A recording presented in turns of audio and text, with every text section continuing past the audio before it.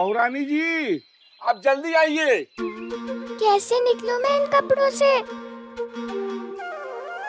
Theta theta theta theta theta theta.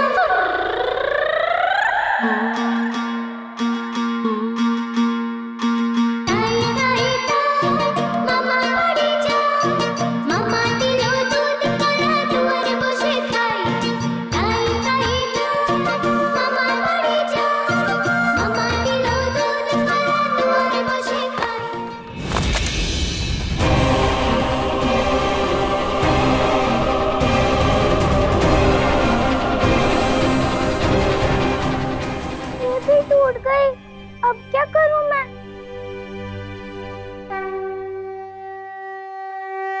आई क्यों नहीं अभी तक बहू? पंडित कब तक इंतजार करेंगे? अनादर हुआ तो अब याद है बहुरानी जी को जानबूझकर क्यों देर कर रही हैं? मतलब सुबह सुबह आपने डांटा था ना, कुतर्क करती है। शायद इसी बात का बदला ले रही है आपसे, इंतजार करा करके। भर की बहू हमसे बचा मालिक। बड़े मालिक ने कहा है कि आप अच्छे से सज संवर कर आए और ऐसा कुछ न कहें और करें जिससे महापंडितों का अपमान हो, अनादर हो। मैं क्या बुलाऊंगी आपको? परी दीदी। मुझसे जितना बन सके उतनी मैं मदद करूंगी तुम्हारी। हाँ, परी दीदी वही बचा सकती है मुझे इस गंडगोल से। परी दीदी के पास जाती हूँ। ये दुर्गा माँ, मुझे बस बचा लेना, नहीं तो काका ससुर जी बहुत बड़ा दंड दे देंगे आज। आपकी बहू नहीं आई? आ रही है महाराज। दरअसल बहू ना जाप कर रही है। झूठ। शू शू शू शू शू। जाप शिव शिव शिव शिव शिव जाप ही कर रही है बहू। बस जाप पूरा होते ही तुरंत आ जाएगी। मुझे तो बड़ी खुशी हुई है जानकर कि आपकी बहू इतनी धार्मिक है। घर की औरत अगर पूजा पाठ करे तभी तो घर मंदिर हो पाता है। और वैसे भी औरतें ही हमारे समाज का, हमारी परंपराओं का और प्रथाओं का स्तंभ ही तो है। जी बिल्कुल ऐसी ही है हमारी बहू, धार्मिक। क्या कर रही हो बहू? बिना आज्ञा के मेरी पूजा के सामान को हाथ कैसे लगाया?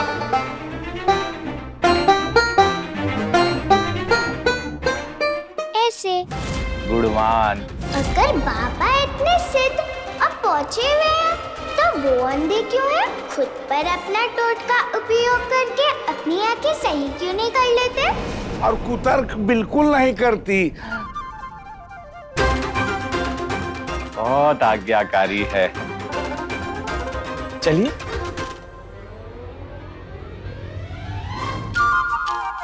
आप लोग चलिए, तब तक प्रसाद ग्रहण कीजिए। ठीक है।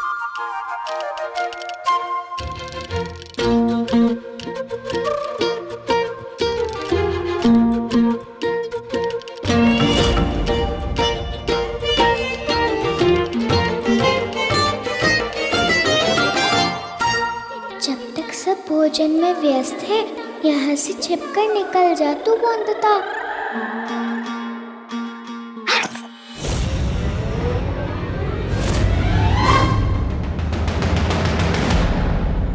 कौन है वहां? अरे कौन छुपा है वहां? कौन दूषित कर रहा है इतने पवित्र वातावरण को? बिहारी जाओ देखो तो जरा कौन छुपा है वहां।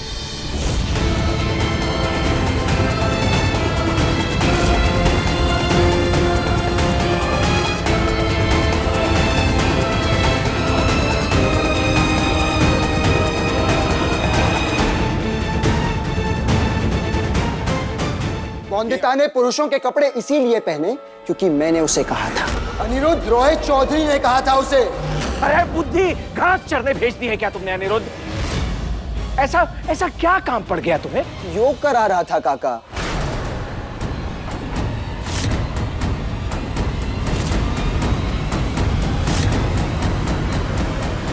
एकादशी की महापूजा से पहले अगर इस लड़की की ये आदत ठीक नहीं हुई तो इसे वापस अपनी माँ के यहाँ जाना पड़ेगा। कहीं ऐसा ना हो कि बहू की समस्या महापंडित के सामने आ जाए। घर की बहू को योग कराने की आवश्यकता क्यों आन पड़ी जजमान? योग की आवश्यकता है इसे। तुम यहाँ क्या कर रहे हो? ये सही कह रहे हो, तुम्हारा यहाँ कोई काम नहीं है, तुम जाओ जाओ। नहीं नहीं नहीं नहीं, इसे यहीं रहने दो, क्योंकि अभी हमारा सबक सिखाना पूरा नहीं हुआ है। इसे भी दंड देंगे हम।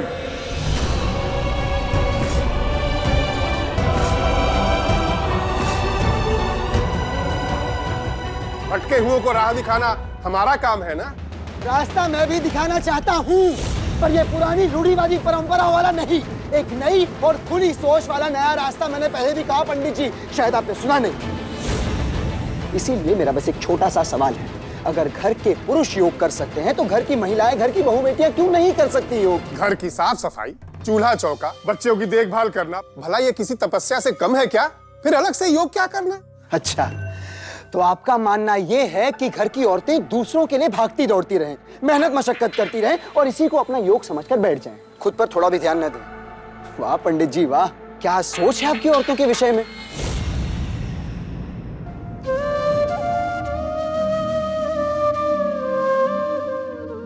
तो गलत है क्या? स्त्री स्वभाव और शरीर दोनों से कोमल होती है, कांच की तरह होता है उसका चरित्र। एक भी खरोंच लग जाए तो जिंदगी भर नहीं मिटाया जा सकता उसे। औरत की लाज गई तो उसके पास क्या बचता है? इसीलिए उसे मूल्यवान समझकर, साड़ी से ढककर, घूंघट में छिपाकर उसको रखते हैं। पश्चिमी सभ्यता की तरह हम उसकी नुमाइश नहीं करते। बुरी नजर न पड़े, सब लोग उसको देख न लें, इसीलिए स्त्रियों की ये सब पोशाकें बनाई गई थी। तो आदमी की नजर बुरी ना बने, इसलिए औरतों को ढककर रखना चाहिए। आदमी को औरत की लज्जा पर प्रश्न ना उठाना पड़े, इसीलिए औरत को घूंघट में रखना चाहिए। क्यों?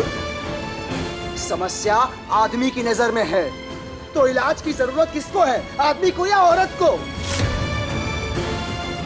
घूंघट में किसे रखना चाहिए, आदमी को या औरत को? आदमी की नजर में खोट है, उसे ढककर रखना चाहिए। आदमी रास्ता भटकता है, उसे रास्ता दिखाना चाहिए, औरत को नहीं।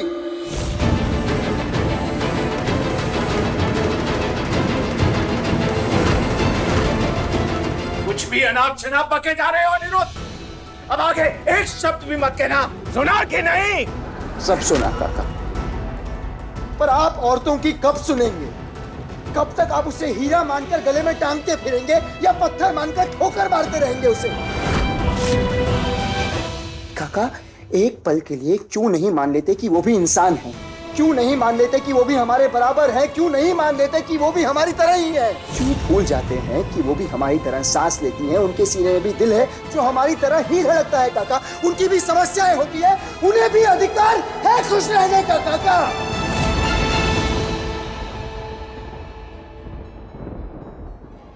अपनी बहू और अपने बेटे से अपमान कराने के लिए बुलाया था मुझे यजमान? नहीं महाराज। तो क्या भूल हो गई मुझसे आपके यहाँ महापूजा एकादशी रखवा करके? नहीं नहीं महाराज, अरे आपका अपमान करके कुल का विनाश करना है क्या? नर्क का द्वार ना खुल जाएगा हमारे लिए? काका मैं चुप!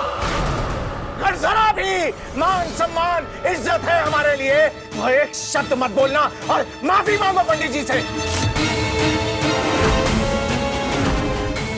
नाक रगड़कर क्षमा मांगो पंडित जी से, वरना अभी के अभी घर छोड़कर संन्यास पे चले जाएंगे हम।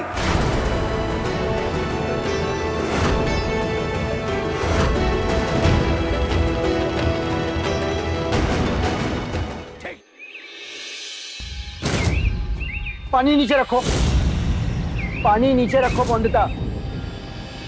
मैं जो कुछ कर रहा हूँ तुम्हारे लिए कर रहा हूँ, इस बात को समझ क्यों नहीं रही तुम? कुछ भी तो नहीं हो रहा है ठीक। आपने जो जो कहा वो किया। मैंने कल से एक रसगुल्ला नहीं खाया, ना कोई मिठाई चखी, ना नमकीन। 8 बार ही पानी पिया है पूरे दिन में। ऊपर से रात को ठीक से सोने भी नहीं दिया मुझे। पर क्या हुआ, बिस्तर तो फिर भी गीला हो गया ना मुझसे। अब आप चाहते हैं लड़कों के कपड़े पहन योग करूं? फायदा होगा ये तो पता नहीं, पर जो नुकसान हुआ उसका क्या? देखा नहीं हमने माँ पंडित जी कितना गुस्सा होकर गए। बंदता, जन्म लेते ही बोलना चलना शुरू कर दिया था क्या तुमने? हमेशा से इतना कद रहा है तुम्हारा? नहीं ना, ऐसे ही हर बदलाव में समय लगता है। तुम्हारे शरीर को बदलने के लिए थोड़ा समय तो देना होगा ना बंदता। रसगुल्ला मुंह में डाला और पेट में चला गया, इतना आसान होता है क्या सब कुछ? मैं तुम्हें इतने दिनों से समझा रहा हूं, तुम समझ रही हो क्या? नहीं ना। ऐसे ही तुम्हारे शरीर को समय लगेगा ना बदलने में, समझने में कि क्या नया तरीका है बंदता का खाना खाने का, पानी पीने का, कब बंदता पानी पीती है, कितना पीती है। अब कोई जादू की छड़ी तो नहीं है ना मेरे पास कि बस घुमा दिया और सब हो गया ठीक। समय लगता है बंदता। समय ही तो नहीं है बिरस्ता बाबू। समय नहीं है अब ज्यादा हमारे पास। 3 दिन बचे हैं एकादशी महापूजा के लिए। ये अनिरुद्ध अपनी जिद छोड़ेगा नहीं, बहू को यहाँ से जाने नहीं देगा। पर हम एकादशी महापूजा में कोई बाधा आने दे सकते हैं क्या? ये ब्राह्मणों का श्राप लेंगे क्या ये इनके कुतर्कों के कारण? तो क्या करेंगे बड़े मालिक आप?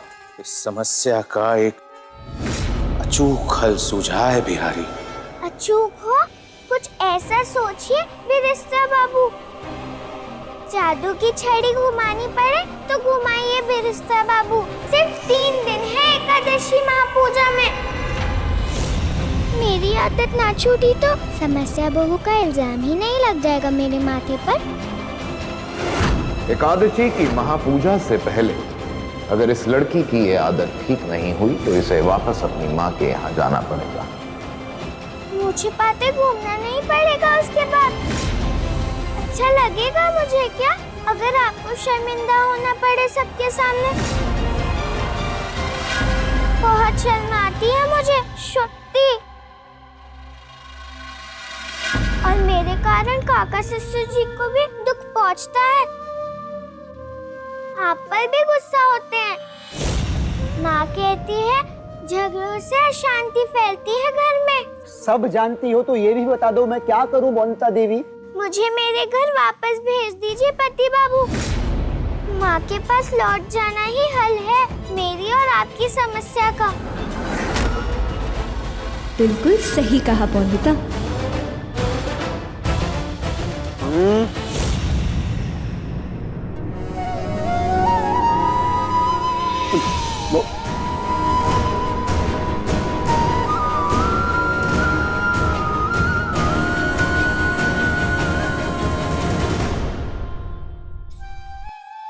ये लो, बंदिता को दे दो। घरेलू नुस्खा है। दीदा ने कहा था कि तरबूज खाने से प्यास कम लगती है। इससे कुछ नहीं होगा मिनी। बंदता सही कह रही थी, कुछ और सोचना होगा। तो तुम उसे घर छोड़ाओगे? नहीं मिनी, कोई अनोखा उपाय निकालना होगा। सच कहो तो मुझे बहुत बुरा लग रहा है तुम्हारे लिए। तुम कितना कुछ कर रहे हो पर कुछ बदल पा रहे हो? वो शर्मिंदा होती है तो क्या तुम अपनी हार से शर्मिंदा नहीं होते? अपने काका बाबा से उलझते हो उसके लिए। काश कोई जादू की छड़ी होती जिसे घुमाते ही सब ठीक हो जाता। पर क्या ये संभव होता है? संभव तो नहीं है पर कुछ जादू तो करना होगा मिनी। समय नहीं है हमारे पास। ऐसा कोई अचूक तीर छोड़ना होगा जो सीधा निशाने पर लगे।